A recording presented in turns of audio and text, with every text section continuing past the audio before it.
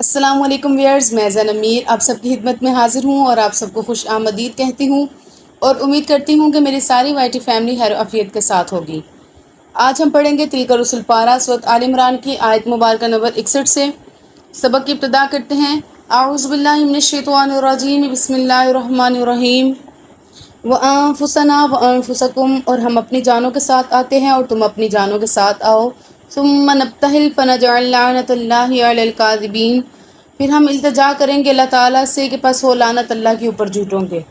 اس آیت کا پہلا حصہ جو کہ پچھلے سبق میں گزر چکا ہے، اس میں نجران قبیلہ کے آنے والے وفود کو مباہلہ کی صورت اختیار کرنے کی آفر کی گئی۔ اس آیت کا پہلا حصہ جو کہ پچھلے سبق میں گزر چکا ہے، اس میں نجران قبیلے کے آنے والے وفود کو مباہلہ کی صورت اختیار کرنے کے لیے کہا گیا، مگر انہوں نے مباہلہ کی صورت اختیار کرنے سے انکار کر دیا، شاید کہ وہ دل میں اس چیز کا اقرار کرتے تھے کہ نبی کریم صلی اللہ تبارک تعالیٰ علیہ وسلم اللہ تعالیٰ کے آخری پیغمبر ہیں اور حضرت عیسیٰ علیہ السلام کو آسمان پر اللہ تعالیٰ نے زندہ اٹھایا۔ اس وجہ سے انہوں نے مباہلہ کا انکار کر دیا، اور اس آیت سے علماء نے استدلال کیا ہے کہ ضد میں آ کر حق سے انکار کرنے والے سے مباہلہ ہو سکتا ہے۔ اگر دیکھا جائے تو لعن بھی مباہلہ کی ایک صورت ہے۔ اس آیت مبارکہ سے ثابت ہوتا ہے کہ مباہلہ یا لعن شرعی لحاظ سے ثابت ہے۔ آگے آیت مبارکہ ہے، ان ھذا لہو القصص الحق، بے شک یہی سچا بیان ہے، وما من الہ الا اللہ، اور اللہ کے سوا کوئی بھی معبود نہیں، وان اللہ لہو العزیز الحکیم، اور بے شک اللہ تعالیٰ وہی غالب کمال حکمت والا ہے۔ اس سارے واقعے کے بعد اللہ تبارک تعالیٰ نے یہ آیت کہہ کر واضح فرما دیا کہ جتنے بھی واقعات قرآن مجید میں بتائے جا رہے ہیں وہ سب حق اور سچ ہیں، اور اللہ تعالیٰ کے علاوہ کوئی بھی عبادت کے لائق نہیں۔ اس میں حضرت عیسیٰ علیہ السلام کے معبود ہونے کی نفی کی گئی ہے کہ حضرت عیسیٰ علیہ السلام اللہ تعالیٰ کے بیٹے نہیں ہیں، اور صرف واحد اللہ تعالیٰ ہی ہیں جو عبادت کے لائق ہیں، اور اللہ تعالیٰ ہر چیز پر غالب ہیں، اور اللہ تعالیٰ بہت زیادہ حکمت والے ہیں۔ اگلی آیت ہے، فَإِن تَوَلَّوْا، پھر اگر وہ پھر جائیں، فَإِنَّ اللَّهَ عَلِيمٌ بِالْمُفْسِدِينَ، پس بے شک اللہ تعالیٰ وہ جاننے والا ہے فساد کرنے والوں کو۔ اللہ تعالیٰ آگے اس آیت مبارکہ میں بتا رہے ہیں کہ اگر وہ لوگ اتنی بحث کرنے کے بعد، نجران قبیلہ کا وفد یا کوئی بھی بہت زیادہ بحث کرنے کے بعد اور حقیقتیں جاننے کے بعد، اتنے علم کی باتیں جان لینے کے بعد پھر بھی اس چیز کا انکار کریں، تو اللہ تعالیٰ بڑا بہتر جانتے ہیں کہ کون لوگ فساد کرنے والوں میں سے ہیں۔ آگے ہیں، قُلْ یا اہل الکتاب، آپ کہیے اے اہل کتاب، تعالوا، تم آؤ، الی کلمۃ سواء بیننا، طرف ایسی بات کے جو برابر ہے درمیان ہمارے، و بینکم، اور درمیان تمہارے، اللہ نعبد، یہ کہ نہیں ہم عبادت کریں گے، الا اللہ، سوائے اللہ تعالیٰ کے، ولا نشرک بہ شیئا، اور نہیں ہم شریک ٹھہرائیں گے ساتھ اللہ تعالیٰ کے کسی چیز کو، ولا یتخذ بعضنا بعضا اربابا، اور نہیں ہم بنائیں گے اپنے بعض میں سے بعض کو رب، من دون اللہ، اللہ تعالیٰ کے علاوہ۔ فَإِن تَوَلَّوْا، پھر اگر وہ پھر جائیں، فَقُولُوا اشْهَدُوا بِأَنَّا مُسْلِمُونَ، پس تم کہہ دو کہ گواہ رہنا کہ ہم فرمانبردار لوگوں میں سے تھے۔ اس آیت میں اہل کتاب کو 3 مشترکہ باتوں کی دعوت دینے کا حکم دیا گیا۔ اہل کتاب سے مراد وہ جن کو کتاب ملی ہمارے ساتھ، جیسے ہمیں قرآن مجید ملی، نصارہ کو، عیسائیوں کو انجیل ملی، یہودیوں کو تورات ملی، ٹھیک۔ 3 مشترک باتوں کی طرف آنے کی دعوت دی۔ پہلی بات، اللہ تعالیٰ کے سوا ہم کسی کی عبادت نہ کریں گے۔ دوسری، اس کے ساتھ کسی چیز کو شریک نہ ٹھہرائیں گے۔ اور تیسری، ہم میں سے کوئی کسی کو اللہ کے سوا رب نہ بنائے گا۔ تورات و انجیل میں تحریف کے باوجود تورات تو اب بھی توحید سے اور شرک کی ممانعت سے لبریز ہے۔ انجیل میں بھی یہی تعلیم متفرق طور پر موجود ہے، جیسے انجیل میں ہے تو خداوند خدا کو سجدہ کر اور صرف اسی کی عبادت کر، بلکہ انجیل میں یہ بھی لکھا گیا ہے کہ زمین پر اللہ کے کام پر عمل ہونا چاہیے، تیری بادشاہی آئے، تیری مرضی جیسے آسمان پر پوری ہوتی ہے زمین پر بھی ہو۔ اب اہل کتاب تینوں باتوں کی مخالفت کر رہے تھے۔ یہود نے عزیر کو، نصارہ نے مسیح کو اللہ کا بیٹا قرار دے کر ان کی پرستی شروع کر دی، اور دونوں نے اپنے اپنے احبار و رہبان کی حلال کردہ چیزوں کو حلال اور حرام کردہ کو حرام ٹھہرا کر انہیں رب ہونے کا درجہ دے دیا۔ رسول اللہ صلی اللہ علیہ وآلہ وسلم نے اللہ تعالیٰ کے حکم کے مطابق اہل کتاب کو اس مشترکہ عقیدہ کی دعوت دی۔ جو قریب تھے انہیں براہ راست دعوت دی، اور جو دور تھے انہیں خط لکھے۔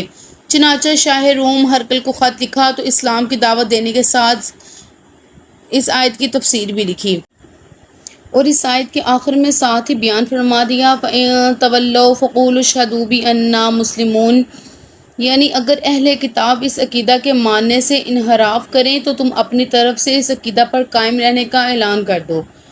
اس میں متنبہ کیا ہے کہ اہل کتاب اس عقیدہ سے منحرف ہو چکے ہیں، کیونکہ اللہ تعالیٰ کی ذات ہر چیز کے بارے میں جانتے ہیں، تو انہوں نے ساتھ ہی اس چیز کو واضح بھی کر دیا کہ اگر وہ انکار کرتے ہیں، یعنی اللہ تعالیٰ اس چیز کو جانتے ہیں کہ انہوں نے انکار کر دیا ہے، وہ اپنے دل میں اس چیز کو قائم کر چکے ہیں کہ ہم نے ان کی بات پہ یقین نہیں کرنا، ہم نے ان کا ساتھ نہیں دینا، کیونکہ انہوں نے حضرت عزیر علیہ السلام کو اور حضرت عیسیٰ علیہ السلام کو اللہ تعالیٰ کا بیٹا جو قرار دے دیا، حالانکہ ان کی کتابوں میں واضح طور پر وحدانیت کے بارے میں لکھا جا چکا تھا۔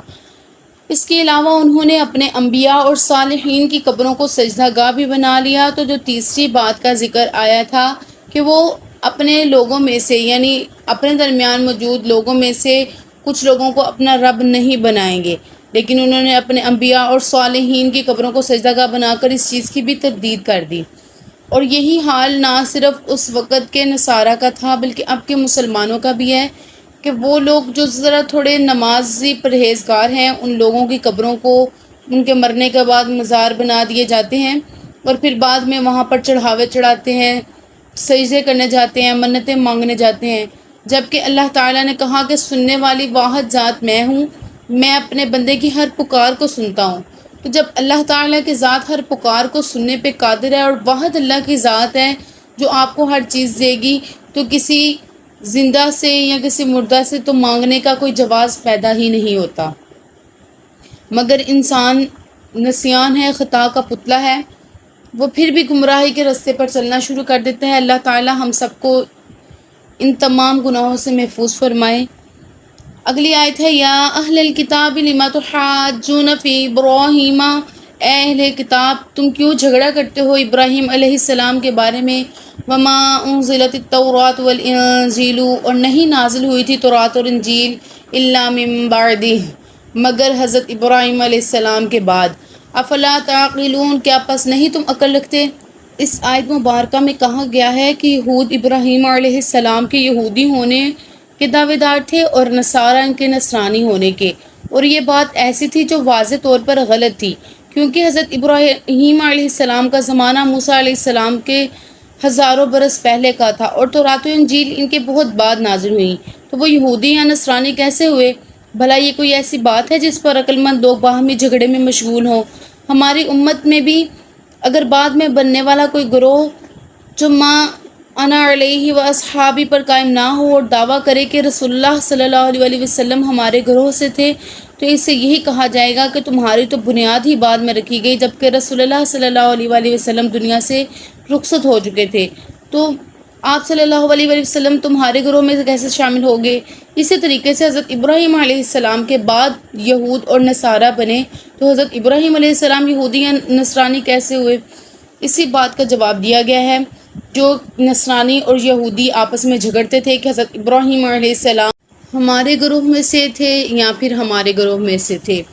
اگلی آیت مبارکہ ہے ہاں تم ہؤلاء حاججتم فیما لکم بہ علم، تم وہ لوگ ہو کہ تم نے اس بات میں جھگڑا کیا جس کے متعلق تمہیں کچھ علم نہ تھا۔